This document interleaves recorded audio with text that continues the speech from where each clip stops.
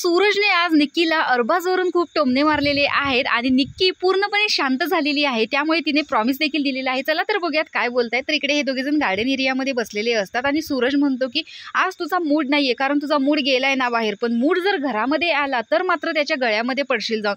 त्यावर निक्की म्हणते की मी त्याला मनातून काढलं आहे। तर सूरज म्हणतो की मनामधून काढला आहेस पण डोक्यामध्ये तर आहे ना।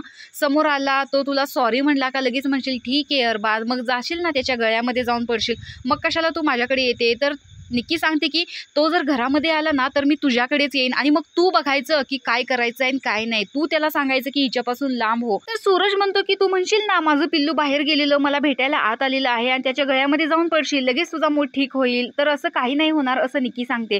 तर निक्कीच सांगते की कितीची पैस सांग, पैस लावून मला, मी पैस देते तुला।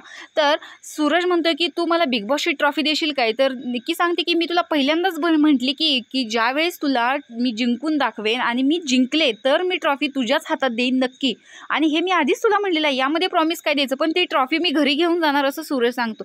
तर निक्की म्हणते जा तू घरी घेऊन, मी काहीच नाही बोलणार। तर अशा प्रकारे तुझा मूड ठीक झाल्यावर तू अरबाजच्या गळ्यात पडशील त्यावेळेस तुला मी कुठे आठवतोय असं सूरज निक्कीला स्पष्टपणे म्हणतोय।